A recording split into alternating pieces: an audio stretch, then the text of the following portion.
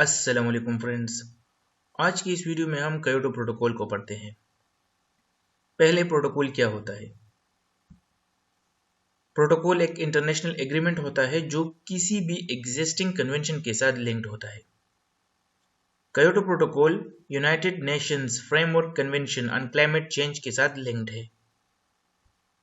Background of Kyoto protocol. 1979 में पहली climate conference हुई।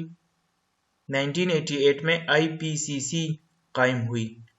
IPCC stands for Intergovernmental Panel on Climate Change। 1990 में IPCC ने अपनी पहली असेसमेंट रिपोर्ट रिलीज की। 1991 में INC की पहली मीटिंग हुई। INC stands for Intergovernmental Negotiation Committee। 1992 में UNFCCC एडॉप्ट हुई। 1994 में UNFCCC इन्फोर्स्ड हुई। 1997 में क्योटो प्रोटोकॉल तीसरी COP में एडॉप्ट हुई। 2005 में क्योटो प्रोटोकॉल इन्फोर्स्ड हुई।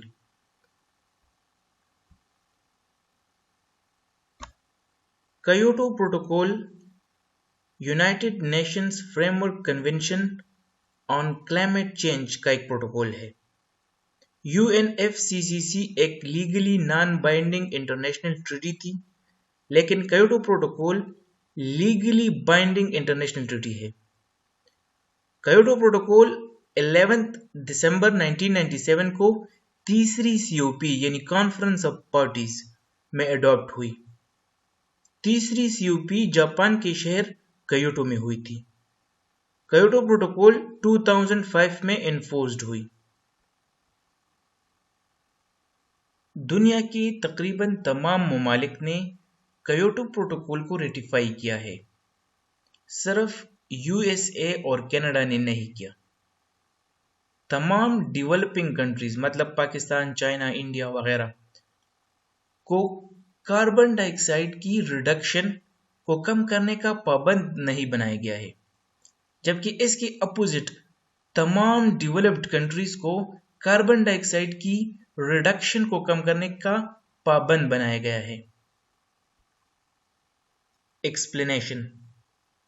ये एक इंटरनेशनल एग्रीमेंट है जिसका मकसद कार्बन डाइऑक्साइड को कम करना और ग्रीन हाउस गैसेस की मौजूदगी को कम करना है। जिन कंट्रीज ने क्योटो प्रोटोकॉल को रेटिफाई किया है वो आपस में कोऑपरेट कर सकते हैं।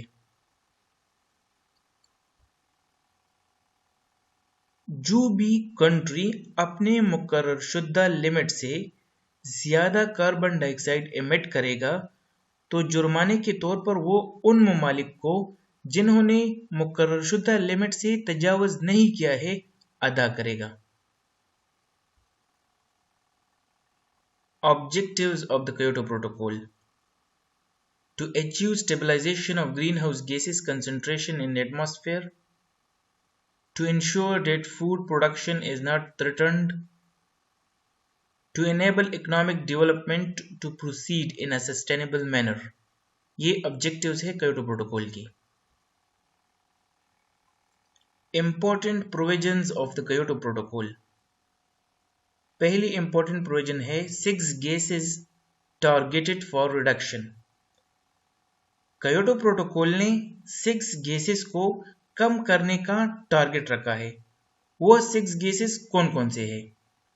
वो carbon dioxide, methane, nitrous oxide, hydrofluorocarbons, perfluorocarbons, sulphur hexafluoride.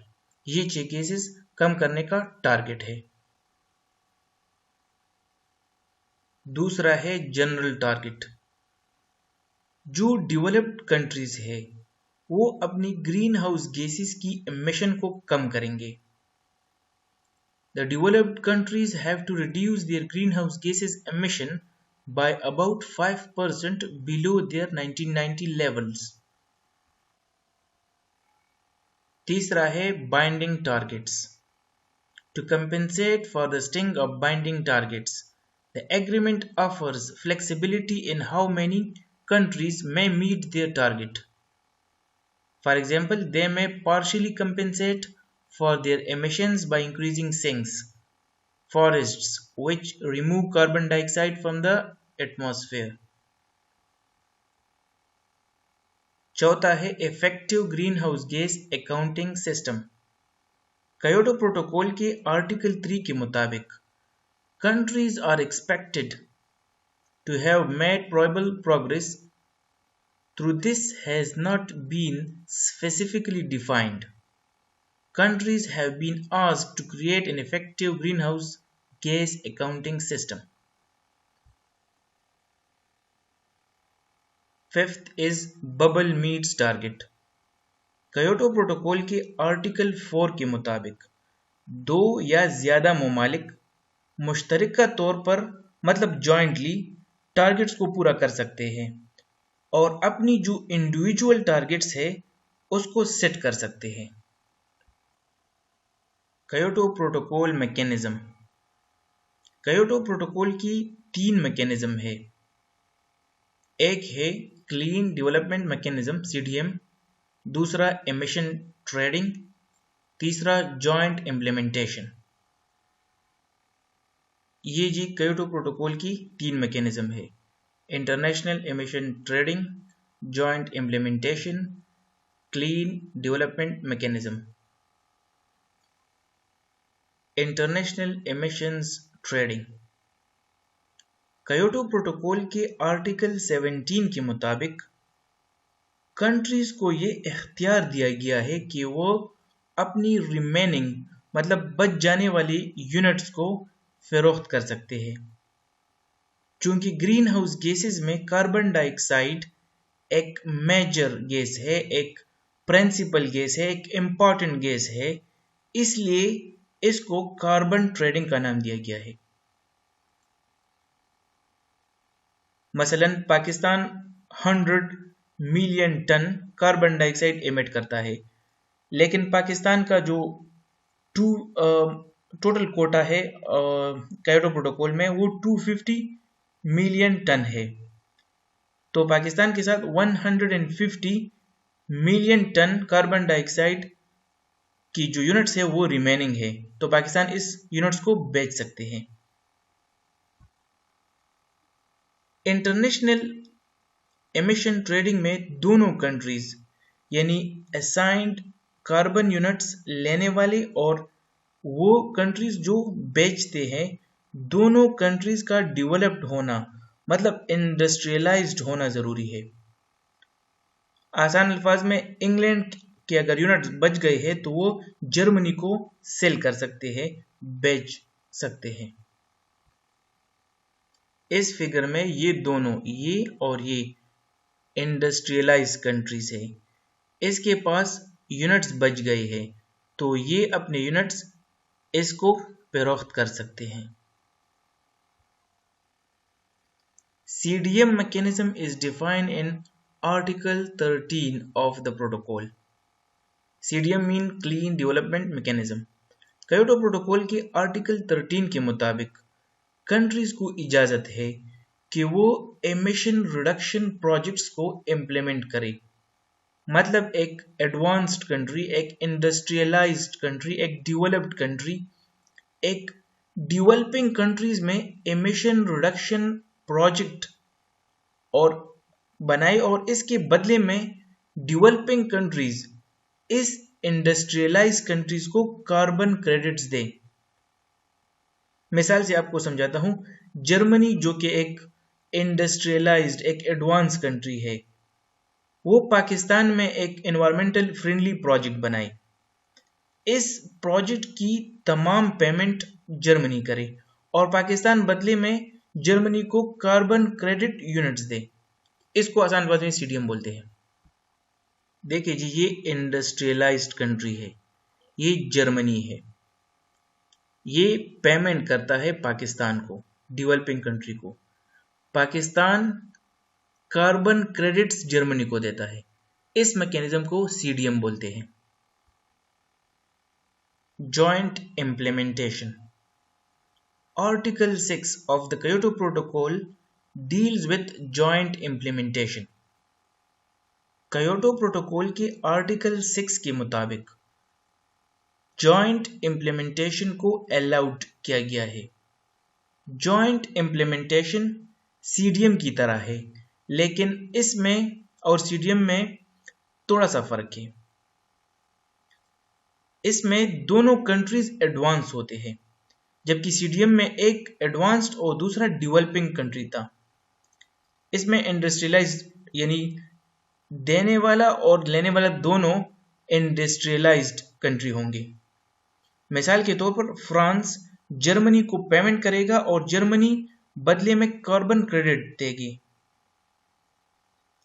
एक और आसान अल्फाज, ये इसकी मिसाल एक शॉप है, एक दुकान है, जिसको आप पैसे देते हैं और वो आपको बदले में क्रेडिट या कमोडिटी देते हैं।